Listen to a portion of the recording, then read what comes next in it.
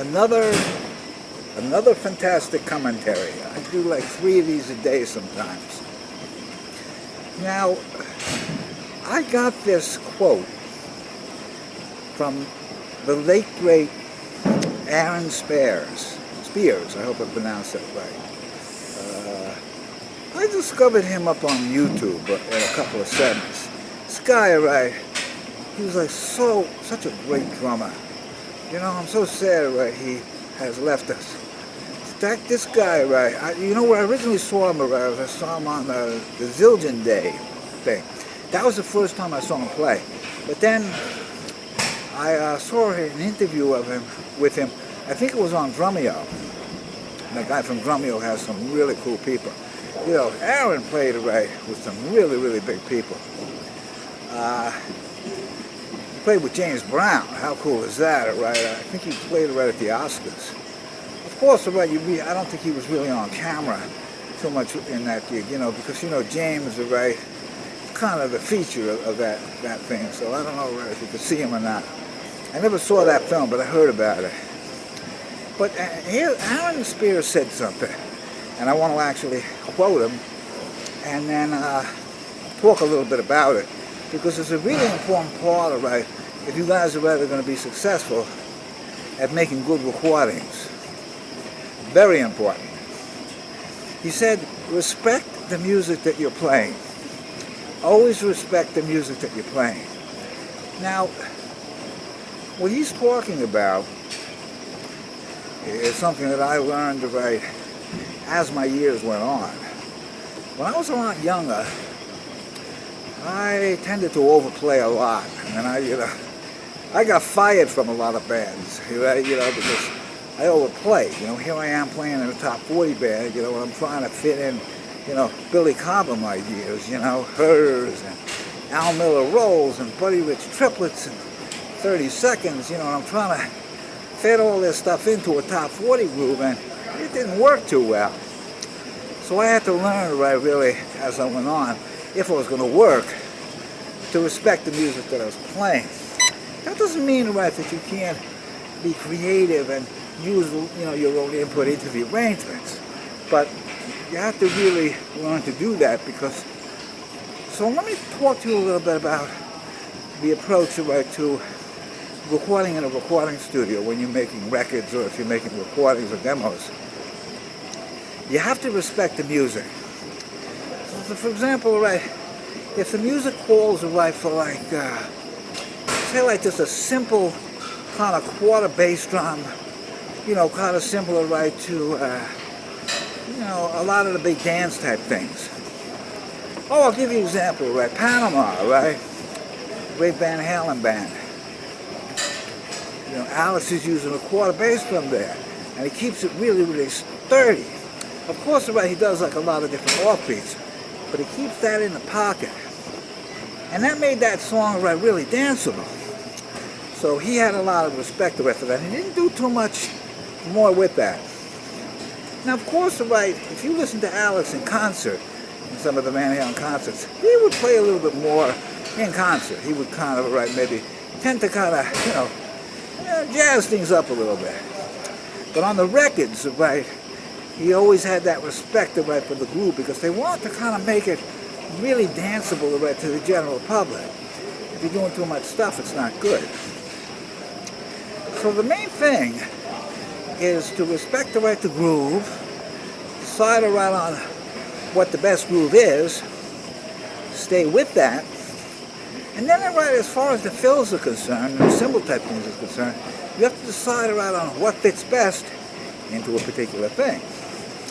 Say, for example, right, like, I don't know, Every Breath You Take, right, Stuart Copeland. Now, Stuart, right, he's an amazing drummer. I mean, he does amazing things, amazing counter rhythms.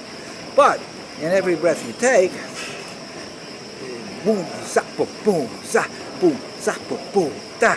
That remained throughout the whole song. He's doing an eighth note, occasional crash. There are no fills in that song. And so he really had like a respect right for the groove of that tune. It was a huge hit, you know.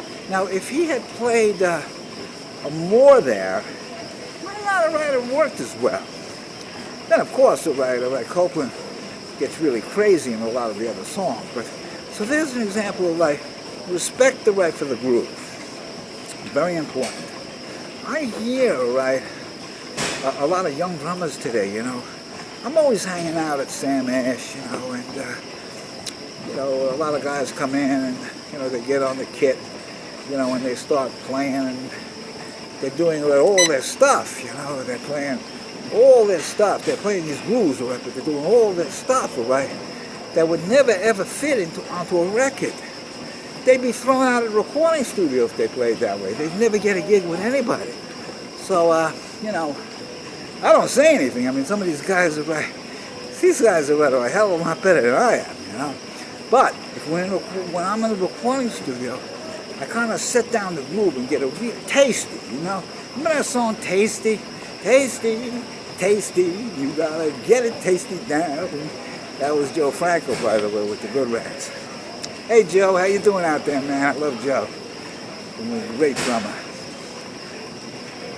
So, the basic premise of today's premise is always respect the style of music that you play. You know, I seen Frank Bellucci do a couple of things up online where he was. Well, I recently I'm going to see Frank around on April 6th. I can't wait to see him. Well, I'm not going to see him. I'm going to listen to him from outside because my hearing, I have problems with my hearing, so I can't sit in the big theater anymore and watch him. He's playing over at the Plainview Library, April 6th. I think it was called the Vinyl Revival or something. And I heard him once before. Now, Frank, is a classic example of the kind of guy that totally respects the music. It's like kind of a top 40 type thing. So he's doing a lot of the hits. I don't remember the songs they were doing, but I know they might have done, they were doing all the top 40 hits, the things that were really big in our time. You know, songs that sold a lot of records. And I noticed that Frank, though he put a lot of his personality, different things into the music, really respected the groove and didn't deviate. You know, he wasn't overplaying.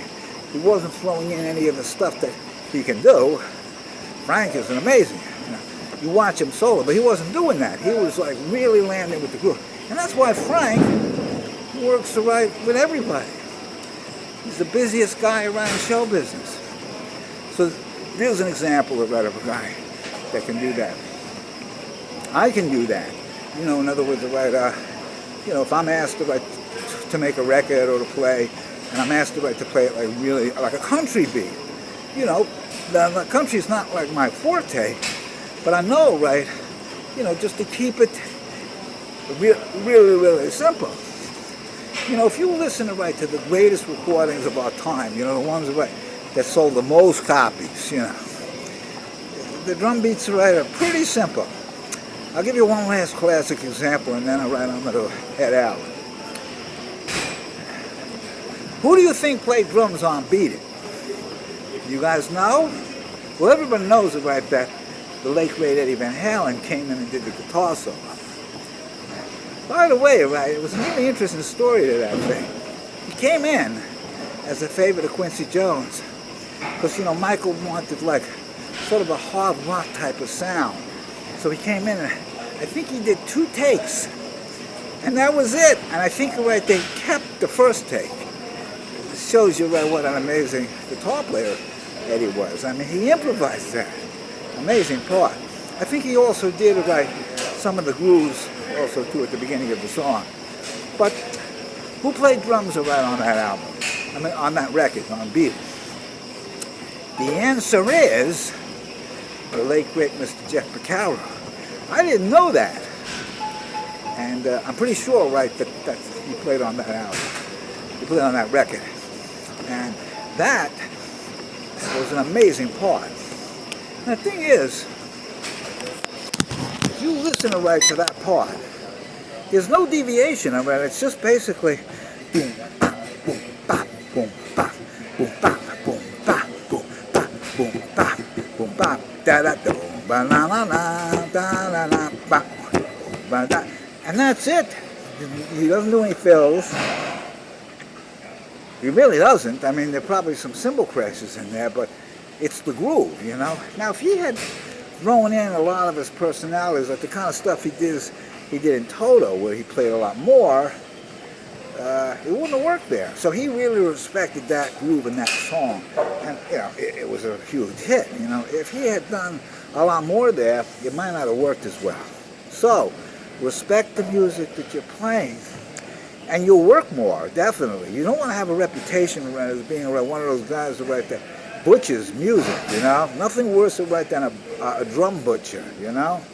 A guy that comes in and says, I'm going to show you guys everything I know, you know, and he wonders why nobody ever calls him back for work. You know, he's sitting home right solo in his basement, and nobody wants to hire him. And that's always a cool thing. And one other thing about it, always be reliable, always be respectful, always be kind, you know, never say bad words about anybody. You know, if they need to be corrected, do it in a respectful way, but be cool, you know. I'm cool, it's cool, you're cool, hey man, give me a pack of cool. See you guys later. By the way, I was just kidding about the cools.